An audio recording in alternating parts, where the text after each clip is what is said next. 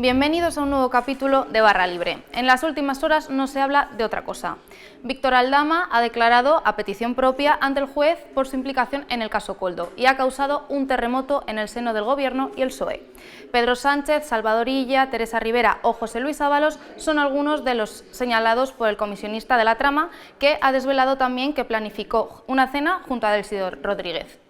Tras esta declaración, el PP apunta a Sánchez como máximo responsable y Vox pide directamente la imputación del presidente. Además, tras la jornada caótica del martes, la Comisión de Hacienda en el Gobierno logra sacar adelante el paquete fiscal a pesar de los cambios de opinión de sus socios. Para abordar todos estos temas tenemos con nosotros al director del periódico, Francisco Rosell, bienvenido. Muchas gracias. Y a nuestra compañera de tribunales, Gemma Huesca, bienvenida. Gracias a ambos. Para empezar, Aldama habla de sobres a la cúpula de entrega de sobres a la cúpula del PSOE. Ha asegurado que entregó hasta 15.000 euros a Santos Cerdán. Paco, ¿qué opinas? Bueno, esto más que el tema del día es el tema de la legislatura, porque hay que empezar a recordar que Sánchez llegó al poder precisamente en una moción de censura en el que, utilizó la bandera de la regeneración para sacar de la Moncloa a Rajoy. Y precisamente ahora estamos transitando por un tema de corrupción que no es un tema de 4 golfos, sino que afecta directamente al presidente del Gobierno. Entonces estamos en un hecho de enorme gravedad en la que las denuncias que ha hecho, las acusaciones que hoy ha hecho ante el juez el propio Aldama son de una enorme gravedad, porque Aldama, al que ahora nadie parece conocer dentro del Partido Socialista, ha estado presente en todos los escándalos que de la legislatura del Partido Socialista, en muchos de los viajes de su mujer, en muchas de las reuniones de su mano derecha, tanto en el partido como en el Gobierno, como en el caso de Ábalos, y por tanto es un testigo, un neso, como dice el AUCO, un neso de todo el neso corruptor de toda esta trama que afecta al Partido Socialista y afecta al Gobierno, porque sus acusaciones de hoy, que ojo, luego tiene que respaldar, porque si no fuera así, obra en contra de él. Por tanto, no está haciendo esas afirmaciones solamente con una intención de protegerse, que indudablemente lo hace, sino puede traer unas consecuencias que él no desconoce. Y yo creo que las acusaciones de hoy son de una enorme gravedad, que ahora se tienen que probar, ahora que se tienen que documentar, y que ponen en precario la situación del propio Pedro Sánchez. En cualquier otra democracia, alguien que está bajo esa sospecha, bajo esas acusaciones, no se podría mantener en la Moncloa. Pues bueno, desde un punto de vista jurídico, porque Paco hace el balance político y la verdad es que es muy grave, desde un punto de vista jurídico es una declaración explosiva, te diría que histórica. Me ha recordado en cierto modo el interrogatorio a Marjaliza, por cierto también defendido por José Antonio Choclán, o al interrogatorio de Bárcenas. Estamos hablando de 120 minutos en el que ha disparado contra un presidente del Gobierno, contra su mujer, contra 7 ministros, 3 de ellos vicepresidentes, contra el número 2 del Partido Socialista, contra jefes de gabinete. Y bueno, es verdad que hay que probarlo, pero también es cierto que muchas de las cosas que ha dicho ya las puso la UCO en blanco sobre negro. Es cierto que lo de la entrega de sobres con dinero negro en las puertas de Ferraz es quizá lo más llamativo, y eso es verdad que no está documentado, y por eso, pues bueno, ahora desde el punto de vista del procedimiento hay que ver por dónde tira el juez, porque hasta ahora el magistrado Moreno ni ha querido abrir la vía del Cigate ni tampoco de Europa. Pero también ha dicho que hasta que no aparecieran indicios nuevos. Ahora hay indicios nuevos, vamos a ver si abre esa vía y si no la abre. Y muy atentos también a lo que hagan las defensas y las acusaciones, porque obviamente Aldama ha dado pie a que se abra un nuevo escenario en el procedimiento, así que expectantes de lo que vaya a pasar, pero es gravísimo. Además, Aldama aseguró, pese a que Sánchez dijo que no le conocía de antes, ha asegurado ante el juez que sí que le conocía, que de hecho ha agradecido las gestiones, y también ha confirmado que ha tenido reuniones con Begoña Gómez. Bueno, es indudable que en su momento, cuando se publicó la foto en la que aparecían juntos Aldama y Pedro Sánchez en un acto de partido, del Partido Socialista, en el Teatro La Latina, Sánchez, la primera respuesta cuando apareció esa foto, quitó importancia diciendo que había sido un hecho circunstancial. Se ha demostrado al cabo del tiempo que difícilmente podía ser un hecho circunstancial, entre otras cosas porque el propio Aldama ha acompañado a Begoña Gómez en muchos viajes. Por tanto, si no lo conocía hipotéticamente Pedro Sánchez, lo cual es difícil, tenía una persona a su lado que se lo podía haber dicho perfectamente de quién se trataba. Estamos en un juego de absolutamente falsedades. Lo que ha dicho hoy Aldama es que él fue invitado a ese acto para agradecerle los servicios que estaba prestando al Partido Socialista, y esa fue la respuesta, y además se prueba en el vídeo que hemos colgado en Voz Populi. Lo que se prueba es que efectivamente era un personaje conocido por Pedro Sánchez, aunque hoy, intentando sacudirse el asunto, habla de ese delincuente, etcétera, etcétera, pero ese delincuente era el que acompañaba a su mujer en muchos de los viajes que se han efectuado y que están relacionados, por ejemplo, con toda la operación del rescate de Air Europa, ¿no? Bueno, yo creo que lo fundamental para Aldama en esta declaración era dejar claro y constatar que esto ha sido un encargo del Partido Socialista, y que cuando se va a Venezuela es porque se lo encarga el gobierno, y que cuando ayuda a Teresa Rivera o se reúne con Teresa Rivera es por lo mismo, etc. con Begoña Gómez. Me refiero, su objetivo es demostrar que él no pasaba por allí, sino que le reclutaron por los contactos que tenía. Y luego, una cosa que a mí me ha llamado mucho la atención y que es muy, por lo menos desde mi punto de vista, muy revelador, es que él ha dicho que fue confidente de la Guardia Civil, y es verdad que hay tomos en el sumario en los que se demuestra que él tenía una relación muy directa con un comandante que también está investigado y con altos mandos que participaron presuntamente en la entrega de dinero. Entonces, bueno, es verdad que esa parte no es tan mediática, pero hay que esclarecer si es cierto que él tenía algún tipo de relación especial con la Guardia Civil, y si es así, ¿por qué? De todas formas, lo importante para Aldama, y el motivo por el cual Aldama ha dado este giro de guión, es porque él quiere salir de la cárcel. Lo veníamos contando todo este tiempo, él lleva un mes y poco, pero está asfixiado en prisión, no quiere seguir en la cárcel, no lo está llevando bien, y eso ha sido el motivo por el cual su abogado ha llamado a las puertas del juez y de la Fiscalía y se ha ofrecido a declarar. Vamos a ver si sigue tirando de la manta, porque él ya ha mostrado su total colaboración. También ha pedido su libertad en el procedimiento por el cual se acordó la cárcel, que es el de los hidrocarburos. Así que el objetivo número uno de Aldama con todo esto es salir de prisión a corto plazo. Y que él no se quiere comer solo ese marrón. Y que efectivamente él no se quiere comer el marrón, y además lo ha dicho muchas, muy bien tirado, lo ha dicho en muchas declaraciones, que él no iba a caer solo. Por eso él quiere demostrar que esto no pasaba él por ahí, que le han reclutado y le han intentado llamar. A ver qué demuestra. Que iba a tirar de la manta, pero nadie nos imaginábamos que en esos términos. Y ahora se está incorporando con nosotros a la mesa de debate Isaac Blasco, Hola. jefe de mesa de redacción. ¿Qué tal? Hola, ¿qué tal, Susana? Bueno, ahora vamos a pasar a la parte de la reacción de los partidos. Vox ha pedido la entrada de Sánchez a los tribunales, y Feijóo ha pedido su dimisión, según ha dicho, por prudencia. ¿Qué os han parecido los argumentos de Sánchez? Bueno, los argumentos de Sánchez, lógicamente, es el argumento típico del que se siente acosado en una situación difícil, y es el y más tú, es decir, retrotraerse otra vez al Partido Popular, a la corrupción del PP, a Rajoy, etcétera, etcétera. Bueno, son argumentos de mal pagador que en este momento son argumentos ya muy gastados, porque eso fue lo que empleó precisamente para llegar al poder, y a él se le pidió precisamente en el que cambiara todo eso. Lejos de eso, lo que ha venido es para quedarse con el negocio de la corrupción en los términos que hemos conocido, que afecta pues a toda la estructura del gobierno, ¿no? Y ante esa situación, que es inédita en cualquier democracia en Europa, que además con un añadido, que vamos a exportar esos casos de corrupción a Europa con el nombramiento de Teresa Rivera, que hoy ha sido denunciada por el propio Aldama como comisaria europea, va a producirse una internalización, una europeización de la corrupción española en Europa, y eso yo creo que habla muy poco de la democracia española y del Estado de Derecho, ¿no?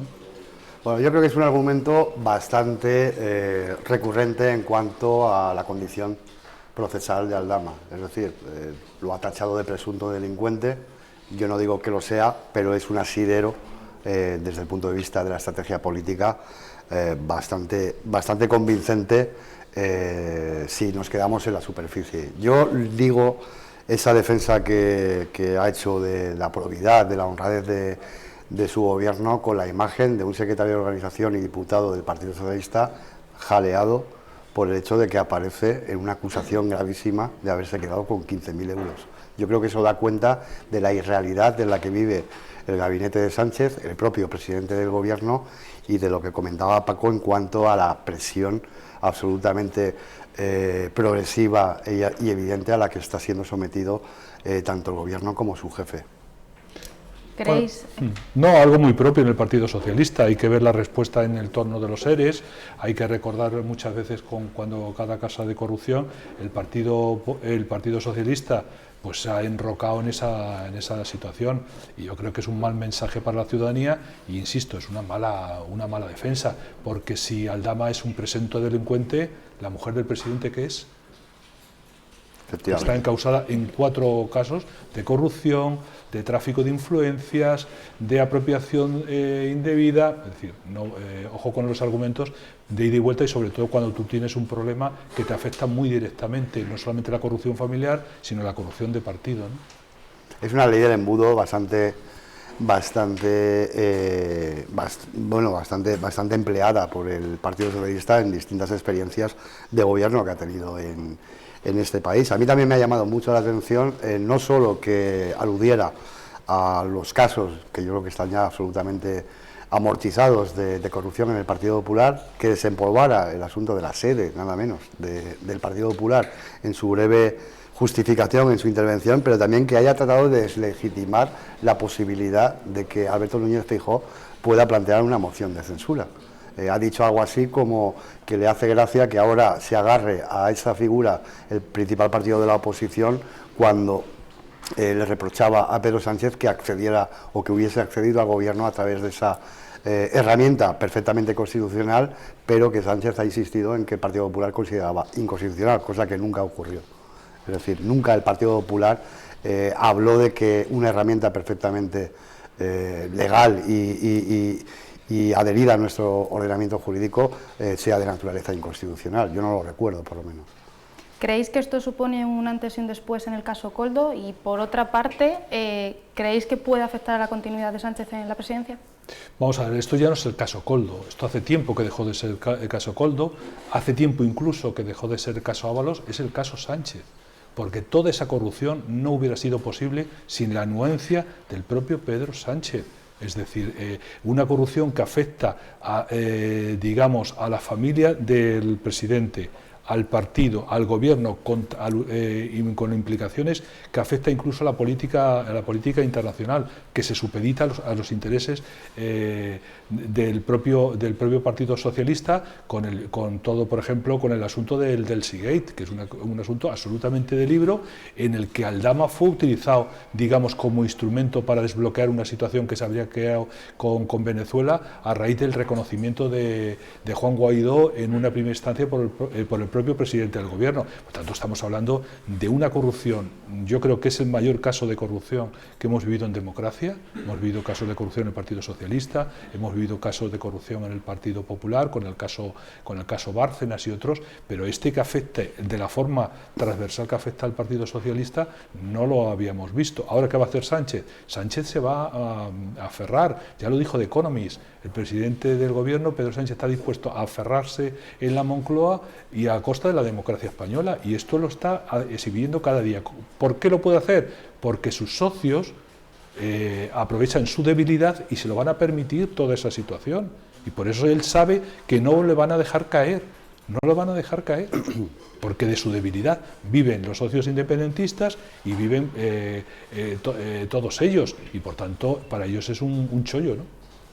Yo creo que desde el punto de vista procesal las palabras de Aldama sí pueden de algún modo motivar un cambio en la estrategia de defensa de algunos de los implicados, y me refiero fundamentalmente a quienes tenían responsabilidades políticas, y en concreto a José Luis Ábalos, que va a tener que rendir cuentas judiciales ante una instancia superior a la Audiencia Nacional, como es el Tribunal Supremo, en virtud de su condición de aforado.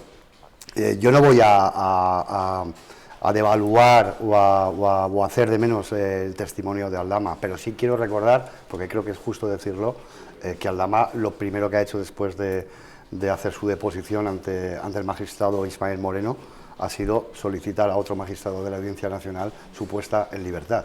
Es decir, debe de ser muy duro pasar de conducir Porsches cada día uno diferente y de vivir a todo trapo, pasar de esa situación absolutamente privilegiada y hasta cierto punto envidiable, que dormir cada noche en la cárcel de Soto del Real.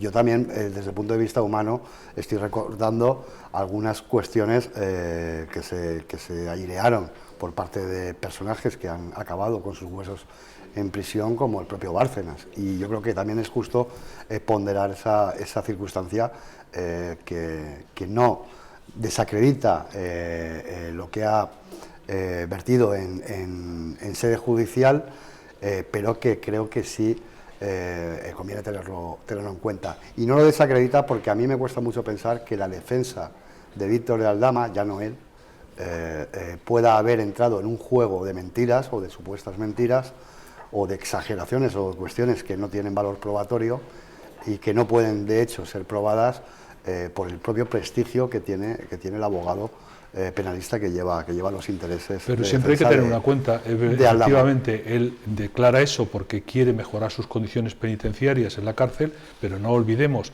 ello no va a mejorar su situación en cuanto a condena, y si son hechos falsos o acusaciones falsas, claro, incluso se vuelve contra él. Es decir, su situación penitenciaria, su situación penal se ve mucho más agravada, mucho más complicada. Es una tradición que cuando uno es detenido en los términos que hemos conocido y tiene una información, intenta llegar a un acuerdo con la Fiscalía para paliar esa situación. Pero si eso no es cierto, si eso no se demuestra, su situación penal se ve mucho más agravada y se ve muchísimo más complicada. Yo creo que cuando él ha dado ese paso es porque entiende que tiene las pruebas, tiene los testimonios y tiene los argumentos suficientes para sostenerla en un juicio o para sostenerla ante el juez, y eso es fundamental.